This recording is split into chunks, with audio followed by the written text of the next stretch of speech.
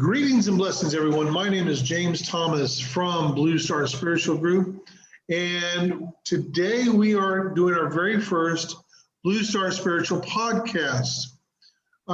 It's something that I've been playing with for a while. Really wanted to go down this road.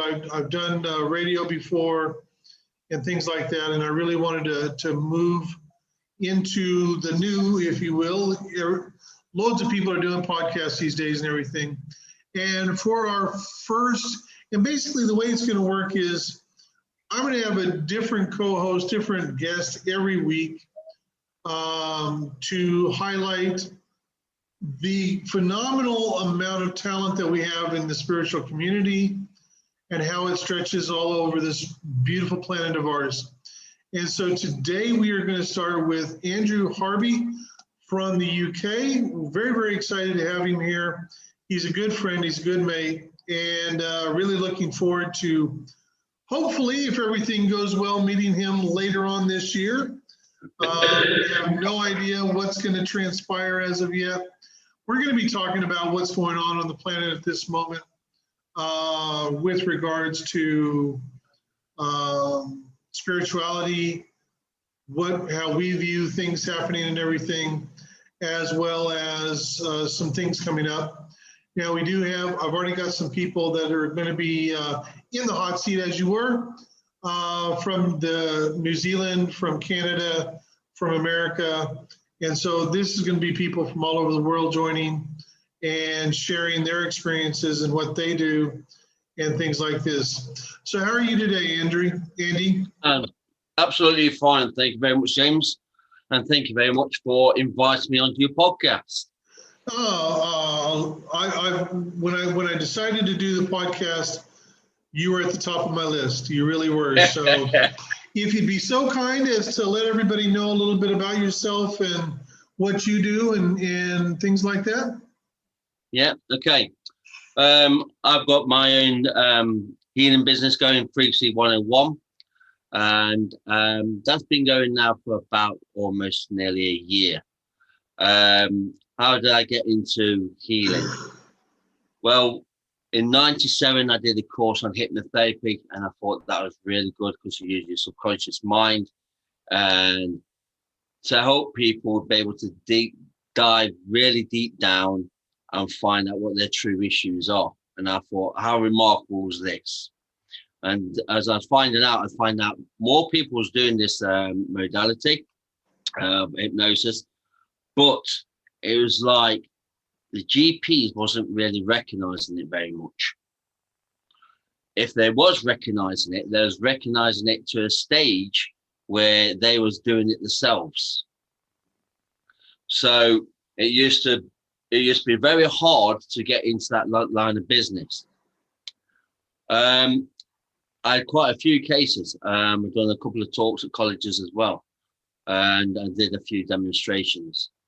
How we can easily get trained like animals, basically, how we have to follow a pack to do certain things in certain ways.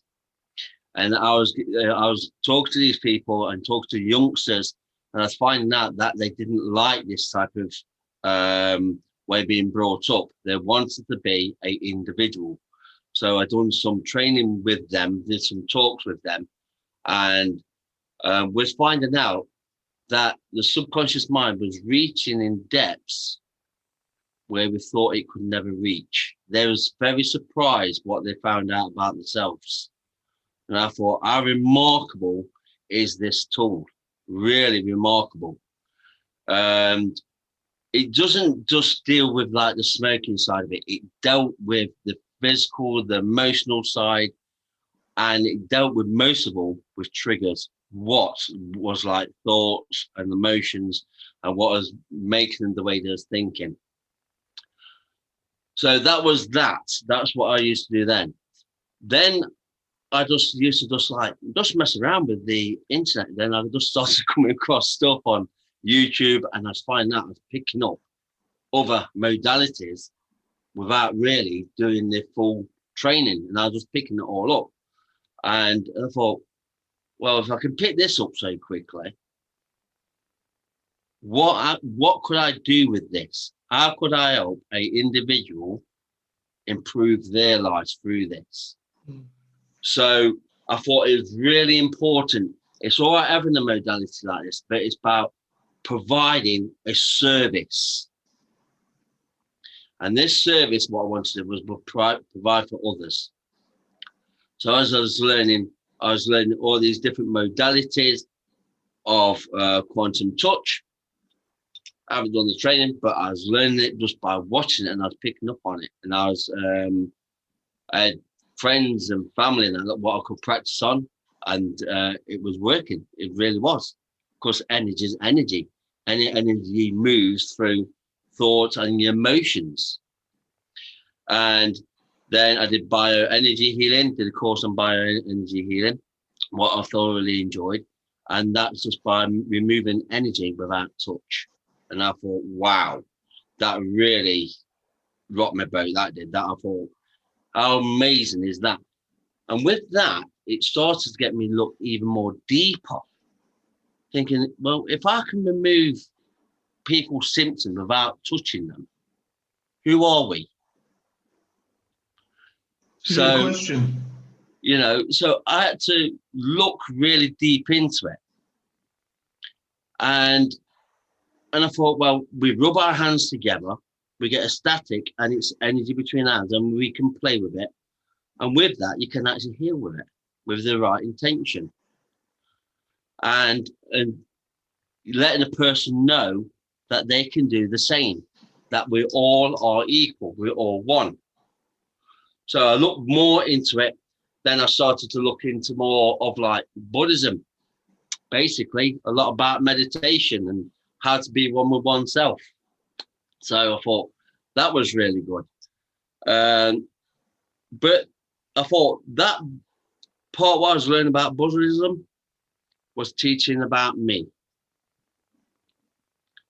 We always like to think that when we do modalities and everything else, that we're teaching others, but most of all, we're teaching ourselves what we're capable of, what the universe has given us, and as one collective, who we really are. So that really opened my eyes as well. Then I went on a modality about a year ago, and on that modality, I had different things moved away from me. I wouldn't say that the chap made me enlightened, because I believe that we was enlightened when we first come onto the planet anyway. That's one thing I don't believe in. I believe in that we're enlightened anyway. So we come on this planet, we're enlightened. I don't think there's a teaching where I feel that we can do it in enlightened. So I was working alongside of him and taking the implants out of me, etheric implants, and he's opened me up because I had trouble with breathing. I was told that I had asthma, and I told that I had like a lung disorder. But he took like a cage off me, he took a couple of implants out of me, and basically that like set me like free. So from then, things have been happening at a deeper level. I've been doing a lot more healings through that modality. I've been mixing these modalities up with other modalities and put my own little twist into it. And I'm finding that just through me giving myself up to the universe and saying, this is who I am, show me what I need to know, I started to improve on other people's lives. And that's basically it, really. That's how I got into it all. Outstanding. You know, you made an interesting comment about enlightenment. Uh-huh. And I hear a lot of starseeds who go on the premise that, you know, oh, I need to learn this lesson, or I you know, they're acting as though the earth is a school. And it's kind of yes and yet no. Mm-hmm. It is a school for what Al Sharon calls the humanity of Earth, the native human population. It is most definitely a school. It's about them learning to evolve and move forward and all these types of things. For star seeds, on the other hand, it's actually not a school. And what I've said to star seeds so much, it's not about you learning a lesson. It's actually just about you remembering. Yeah. And awakening to the truth you require for this particular incarnation. You know, I get a lot of questions about people's gifts. You know, how can I awaken my gifts and things like this? What I like to tell people is you have the gifts you require for this particular lifetime. Yeah. It doesn't mean that you wouldn't have different gifts in another lifetime. As an example, I know for a fact on the other side, I am highly visual. Mm-hmm. So much so that I can be in one location and just going within, I can see another location and see everything happening there, like remote viewing. Mm-hmm. But in this particular incarnation, I close my eyes and imagine an apple, and I see nothing. I see blackness. Mm-hmm. You know, I can hear. Now, I know I can hear because I've heard twice. Once was in November of 1986. Once was in 1989. I know technically I can hear, but I don't. Okay. So we have the abilities and the gifts that we require for why we are here in this particular incarnation. And, you know, so much has gone on just in the last year that is extraordinary. And how do you find, as someone who's very spiritual, and I know how spiritual you actually are, how does someone like you who is so spiritual, how are you dealing with what has been going on the planet for the last year? What have I been dealing with? When I first started, I must admit, I did find it a bit difficult. And there's a lot of judgment there about how other people was living their lives, how everything, what's happening in the world isn't true. And it got to the stage where I started to get sick and tired of hearing my own voice. You know? So I felt like an old, nagging old woman. No puns out there, ladies, I'm afraid, but I felt like I was sick and tired of hearing my own voice. It's like I was lecturing instead of being. And soon I start to be being, I was being shown more and I was being taught more. And I was being taught about myself. And I thought, well, if I can go out there with an open mind, and it doesn't matter if somebody wears a mask or whatever, just by showing them love, just by showing them consideration, just that little bit of communication through love and communication helps somebody's day, then that makes me feel better within myself. Okay. It got to a stage where I was reaching out to more groups. What I found out, there's more groups what was coming on to the internet saying how enlightened they are and everything else what was going on. There's so much this information coming on.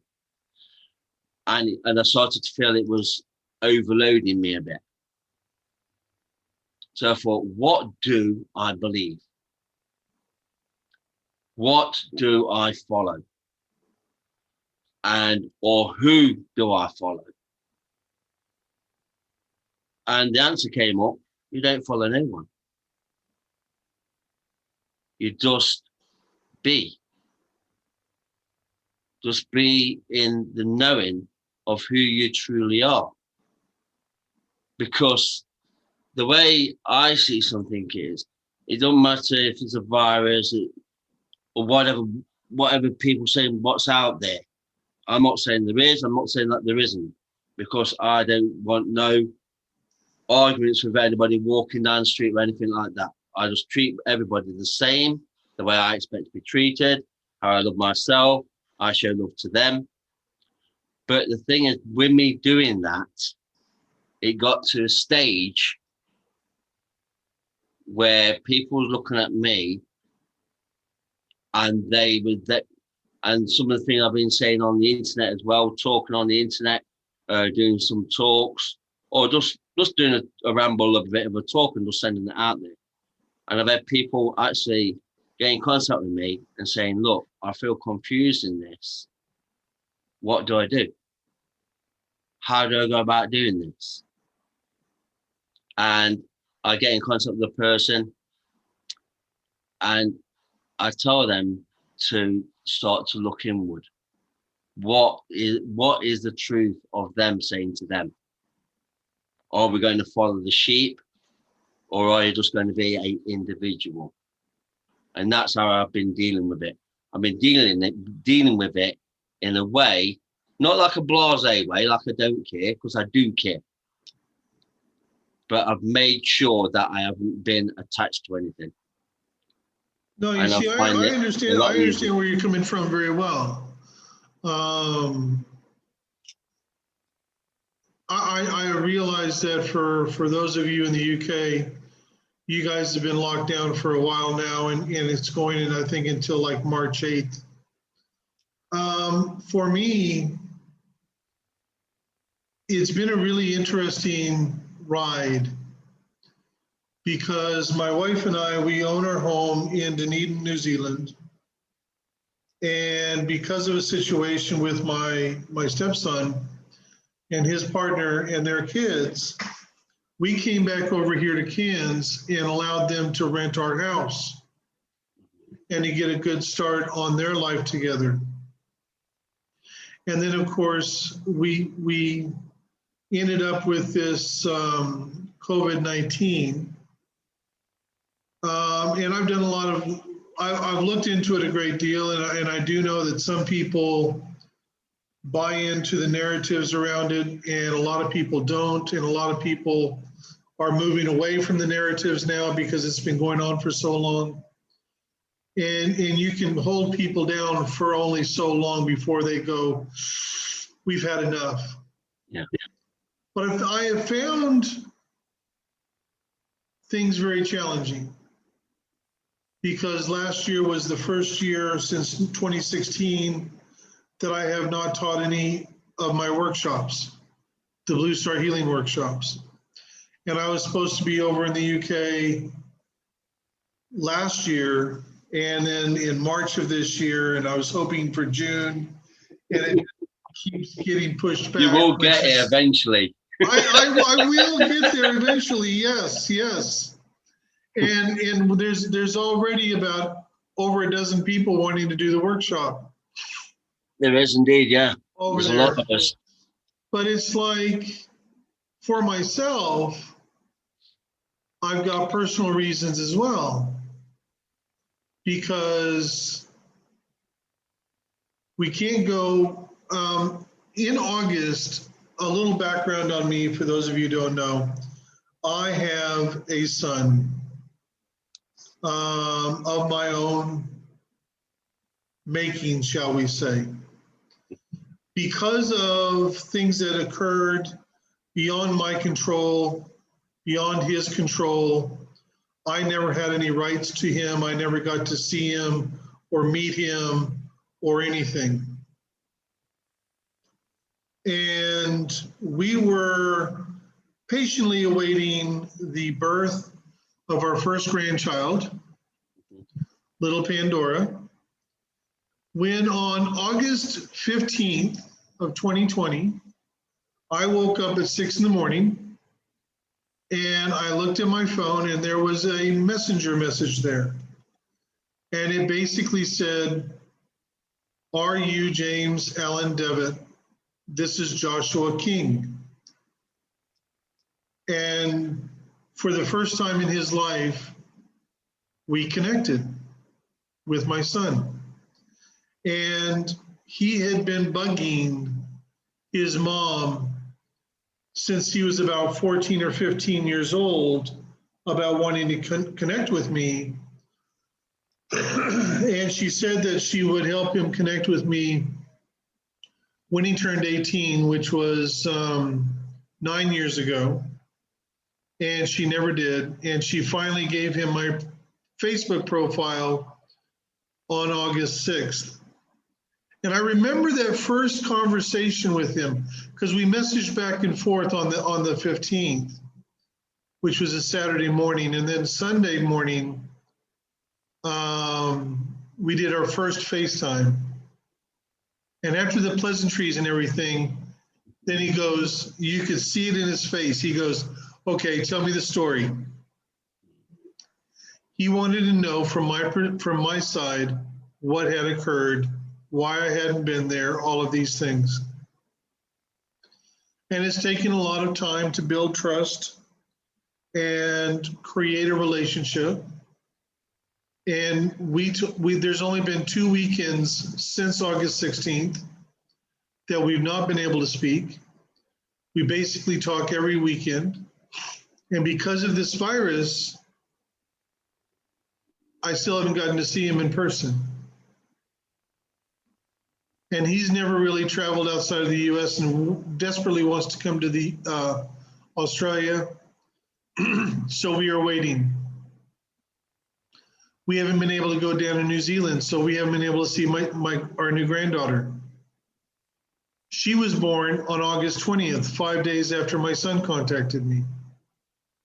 Wow. So it's beyond simply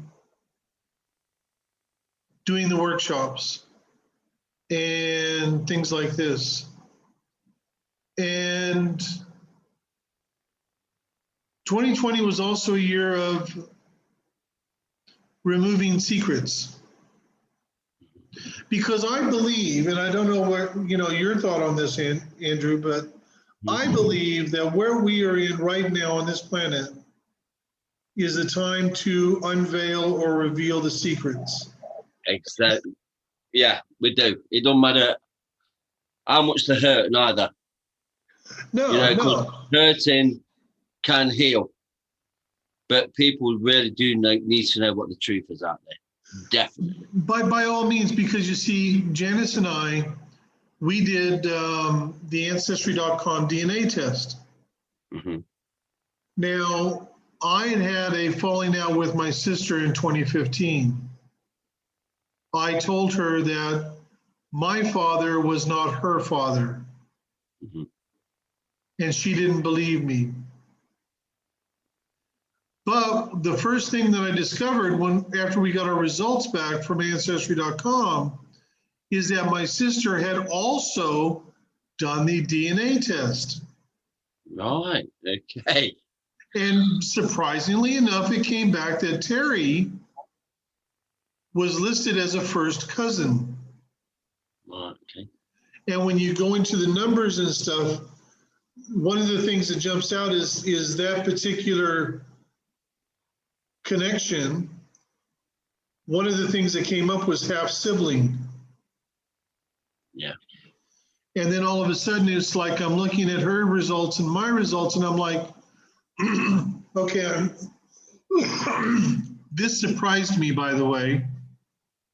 I'm 50% English in Northwestern Europe, 32% Scottish, 14% Irish, and the other 6% is 3% Germanic, 3% Spain. My wife, believe it or not, is 53% Scottish, and her line is the Mackenzie line. Right, okay. It actually lists on her DNA results Cromarty up in the Highlands of Scotland. Mm-hmm. So she is in her great grandmother was a Mackenzie. And where was the first place you did the healing? In Scotland? Sorry? You went to Scotland, didn't you, to do your modality there? We did. We went to Edinburgh, Scotland. We were at the Sir Arthur Conan Doyle Center. Mm-hmm. We had 12 people. We actually had a couple of people who were originally from the UK, but are living in Germany. They came for it as well. They flew over for it. But at that time, because that was the first weekend in June of 2019, we hadn't done the DNA test yet. But now that we have, it's like that is something that we want to go and explore, because I discovered something very interesting about my DNA. Go on, man. Believe it or not, back in the late 14th century, Yeah. Robert Stuart III, King of Scotland, and then his son, James Stuart I, King of Scotland, is part of my DNA. That's why you had to go and do your training in Edinburgh, mate. No kidding, no kidding, you know. But it's like the universe was telling you. One of my relatives was the sheriff of Inverness, and believe it or not, I've actually got some great grandparents way back when who are Windsors. Wow. Okay. And I've got one that was a actual Knights Templar. Now we are moving in big circles. No need to brag now. When I go back to, like, back in those times, a lot of my relatives were aristocrats and knights and sirs and ladies and things like that. So I found it very, very interesting. But you see, I despise family secrets. Yeah. Because I discovered something else. Our grandfather, my mother's father, was born in Sweden. Okay. Mm-hmm. Everything that I have found on his side of the line all come from the very northern part of Sweden. In the same region, same area. It's very, very close to Finland and whatnot, but it's all in the same area. There was only one from his line that did not come from Sweden, and he came from Munich, Germany, but he married a woman from Sweden because he passed away in northern Sweden. Guess how much Swedish I have? 0. Okay. My sister doesn't have any either. But now my sister has 41% English, but I also noticed that she had 23% Spain and 13% Mexican. Okay, that's a bit of a mixture. Well, actually, I know who her father is. Okay. My mom was actually married to him after she was married to my father. All right. But my sister's actually 14 months younger than I am. So the thing is that there's so much about our own history that we don't know. But the thing is, and this is the interesting aspect, we choose our parents. We certainly do, yeah. And we choose them for a couple of reasons. Number one, we choose our parents because they're going to provide us with all the things we require and need to do what we're here to do. Yeah. But there's also a component on it that comes from the lineage, the actual physical lineage of that line that you're being born into. Because I'm looking at this, And I've always had this strong connection to knights, to the military, you know, things like this, Yeah. to the ancient royals and stuff like that. I had a great-great-grandfather way back when who was a counselor to King Richard the Lionheart. I had a relative who was a commander for King Henry the Fifth, and went to war with him twice. And so I'm looking at Knights Templar. I had other relatives that were knights, sheriffs, you know, all the royalty, the kings, the aristocrats, all of these things. And I'm looking at this and I'm like, this really explains areas of my interest. Honor and respect is very, very important to me. Yeah, yeah. Doing the right It's thing, me too. you know. Yeah. For me, it's like I treat people with respect and with honor and with dignity. And I do it for a simple reason, not so much for them to do that to me, but it's because that's who I am. Yeah, I find a lot about wise. Yeah. It's see, for me, it's like I cannot control how somebody else reacts to me or talks to me or deals with me. All I have control over is my choices and what I do. Yeah. And that says more about me than anything else, is how I treat other people. Yeah. I got, and I realize that some people may say this is rather political, but I heard something that just, it disturbed me in a tremendous way. Okay. Now, I grew up playing sports. Yeah. I played 12 and a half years of American football, played baseball for 9 years, basketball for 7 years, did track, boxing, wrestling, different things. And when I moved over to Australia, I saw my very first rugby match, and it was New Zealand versus Australia. And I fell in love with rugby. I really did. Same here, brother. and the only way I can watch American football is if I had ESPN. Yeah.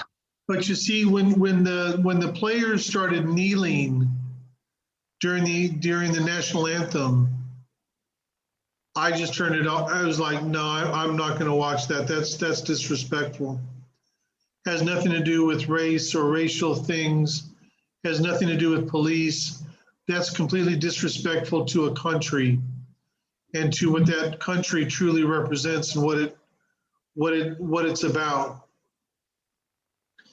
But the whole cancel culture mentality that's happening now, in my opinion, is it's almost like it's trying to push people towards hatred, away from spiritual, away from source or God. I was not aware of this because I haven't been following pro football in a long time. But apparently, Tom Brady, who was the quarterback for the New England Patriots for the majority of his career, had won like 6 Super Bowls. Apparently, he left at the end of last season, left the New England Patriots, and went to the Tampa Bay Buccaneers. Fair enough, you know, fine. The man's 43 years old. I'm actually blown away that he's still playing football, to be honest with you. And so the Tampa Bay Buccaneers won the Super Bowl just this last Sunday evening. So he won his 7th Super Bowl. There's been no other American quarterback win so many Super Bowls. I think the most before him was like 4.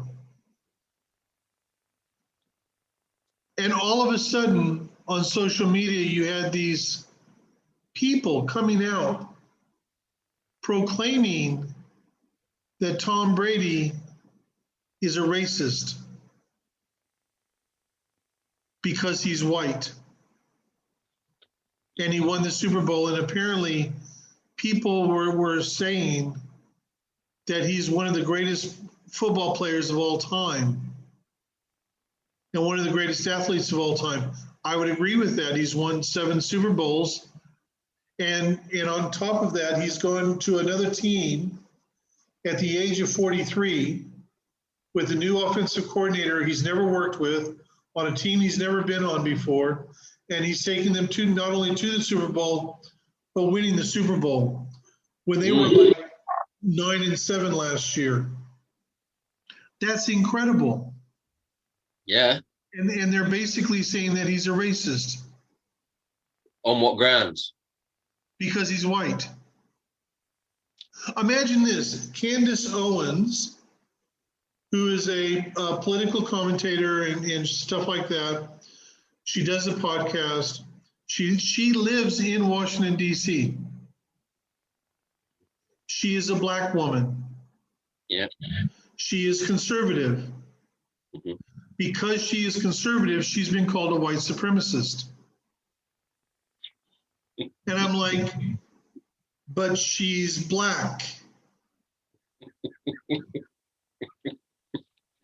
I mean, this is how crazy it's gotten. And so I'm looking at this and I'm like, okay, because it's been very, very fascinating. I'm not sure about yourself, but for myself, as you know, I'm a channeler. Yeah. And the beings upstairs have been very, very sparse with coming in. Mm. I was planning on doing live channelings every week. And most times it's like, no, we're not coming in today. I would channel for Janice 3 or 4 times every week. Mm-hmm. And there's been complete weeks that nobody's come in. All right. And it's because they've been so busy on the other side. Now, I rarely remember a dream. I mean, so much so that I can actually remember dreams I had 30 years ago. It has been happening, my friend. It's been happening this side as well. Where it's been very rare. I remember a dream. However, I remembered a dream I had last week.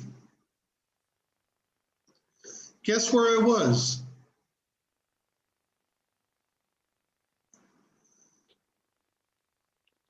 Where was you? Where was you? I was literally standing next to Donald Trump. Cool. I was like giving him energy and giving him support. It wasn't a dream. It felt so real. It was amazing. And it was like I woke up and I'm like, why the hell was I just there? You know, it's like, damn, man. Damn. So, I mean, at the end of the day, it's like. I think the energies are changing though, James, because it's very clear that I can remember dreams, but I'm starting to remember my dreams now more than ever before. Well, you see, I'm not remembering them. I remembered that one, and that was probably the first one I remembered in months, and I haven't remembered one since. There've been many more you watch coming your way. However, having said that, one of the things that some of the beings have been saying coming in lately, not only in the channeling classes, but in channelings that I've done, is that the outcome is already assured. They've already seen the outcome of what's happening here. They haven't said what that is, but they say it's already assured. Yeah. And so for me, I'm seeing one of 2 things happening. Okay. And I'd really like your thoughts on this. Yeah. 1, something occurs where all of everything comes to light. All the truth comes out, and this planet does a monumental shift, and people all over the world discover true freedom, and we move into alignment with the humanity of Earth really being able to move forward in their evolutionary movement, or two, a darkness will descend on this planet that could last up to 2 centuries. Oh man, I wish you never said that. I really wish you never ever said that. So as far as for myself, when I look at it, I see one of those two possibilities. Because when I look at what's happening in America, we were talking about this before we started the podcast. They are literally right now, as we speak, trying to impeach Donald Trump, who's not president. And they're trying to impeach someone not in office. And according to the Constitution, the only way you can impeach someone is if they're in office. And they're trying it anyway. So when I'm looking at everything, there's always a choice. We always have a choice. We have a choice how we treat ourselves. We have a choice how we treat other people. We have a choice how we live our life, how we don't live our life. We always have a choice. This is the choice that I see sitting in front of humanity on this planet. What say you? What I say, well, it was about a few days ago. My good lady, Tracy, she's the hypnotherapist and that lot, and she said, I have never tried this with you. I want to try this on you. I went, okay. And I went under quite quickly, and I was talking to her, everything, what was happening, what I was seeing, and I broke down crying. And I broke down crying was because I saw so much darkness. I mean, I saw this planet being saturated with darkness. You can see light trying to fight through it, everything else, but it's got to take the light beings of us, the star seed of us, to really stand up, hold our shields high, and be counted. Because if we don't start standing up, we are going to get saturated with the darkness. And it really, really moved me to a point of tears, and it really hurt. Because all I could see was the humanity of people through suffering. And all I saw was the big guns with like triumph in the faces and in the hands and everything else, you know, and it's just like, no, we can't let this happen. The only way we're going to stop this, and that is by binding together as fighting this and start talking about our truth and talking about and showing what the truth is. Who cares if you get blocked on Facebook? Who gets cared if you get blocked on YouTube, whatever? It's time now to stand up tall and say and be counted. This is what's happening. You know, and it's got to be done. So do you feel, Andrew, that it is being done? Because I'm looking at this, and it's like Twitter in one day banned over 70,000 accounts. I know because mine was one of them. Mm. Okay. What they're trying to do, they're trying to quieten us down. And it's just like us having light, and they're just having that big massive cone and pointing it over our head. Do you know, like the Christmas Carol, where that tube comes over the head? That's what they're trying to do with us. Okay, but wouldn't you say that this is... Now to start lifting it up. But wouldn't you say that this is already happening? I'm getting reports from a lot of different people that it's like they will sleep all night long, have a good night's sleep, and still awake and exhausted in the morning. Oh yeah, definitely. Like we're definitely out there doing our jobs, what we should be doing, but we can't. What I'm trying to say is we can't let up on it because we can start seeing the light. We've got to keep on going till that light's really shining bright. Well, then perhaps what we should do is organize and start putting out there for people to meditate at a particular time. I'll tell you something, that'd be awesome. If we could sort something out like that, like do a live event if you wanted to, where we can get people around the globe. If we could sort out a time where we know where most people are awake and get it out there and do one big massive meditation and keep on doing it, we will, because meditation and the vibration is going to shift. And it's going to shift. It's going to shift mountains, and that's what we need to do. We've got to start uniting a lot more. We are uniting. Don't get me wrong. We are uniting, but we've got to unite even stronger. So let me see here.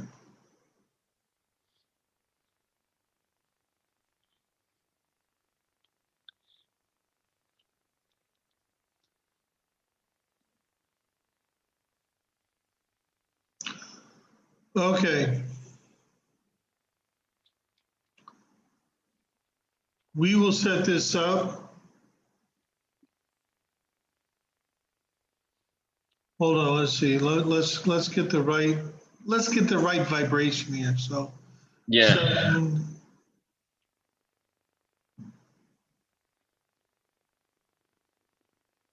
7 a.m. Cairns time, Tuesday, the 16th of February.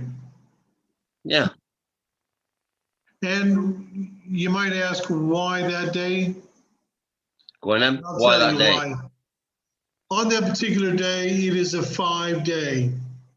Right. 5 is change. Mm-hmm. You look at the year we're in 2021, that is a 5-year. Yeah. A lot of people are fearful of change. And change is the one constant in the universe. If you look back over the last 12 months and see where you were then and where you are now, you will see that you've gone through a massive amount of change. I've gone through a huge change, a massive, of like a cosmic leap, me, basically. The way things have been changing with me. You know, it's unreal. Absolutely. Well, it is. It really is. Well, we're going to go ahead and close out this first podcast. And so what I'd like you to do, if you would, please, Andrew, tell people how people can contact you. Okay. You can get in contact with me through andrewfrequency101.com. That's my website address. Or if you want to send me an email, it's andrew@andrewfrequency101.com. And even if you want to have a quick consultation, you can have a consultation with me for 30 minutes, free of charge, and we can talk about anything what you want to do. We can have a really good conversation and get to know each other. That's why I do the consultation first, so we can get to know each other, because then we know that the vibration is going to resonate with each other. And I want to let everyone know that on the 22nd of February, which is a week from Monday, at 7 in the morning, Cairns, Australia time, Chris Marshall and I are going to be putting on an event. We are going to be channeling, and it's going to be a seminar. The cost for this is $25. It's going to go anywhere between 2 and 3 hours. It'll be in Zoom. If you are interested in having more information on that event or wish to register for the event, email me at jamesthomas@gmx.com. And on top of that, we are running our contest this month. Any service that you get from me, you will go into a drawing to receive a free personal channeling session. I love doing those. Those are so much fun. I love them as well when you did them for me. The thing for me, though, to be really honest with you, is I do the personal channeling session for someone, and invariably they're like, "Oh, that was so amazing! They answered all my questions. Feels amazing." And I just generally sit there and go, "That's nice." Mm. I have no memory of any of it. But what you don't realize is when the channel has been done, we don't just look at it at the once when you send it us and look at it. The whole key is keep on going back to it, because there's always something new in there what you're going to learn. That's why it was so important to me that if I was going to do this, it had to be recorded. Yeah. Because invariably, and I know this to be true, you may miss something the first time you listen to it or the first time you're actually experiencing it. Whereas the next time you'll pick up something else or a different nuance or whatever. And so, yeah, everyone that I've done this for, they've all said they get more out of it each time they listen to it. So anyway, thank you very much for joining us on the BlueStar podcast. Again, my name is James Thomas. This has been Andrew Harby, and we will see you next time. Much love and many blessings. Bye-bye. Take care, my friend.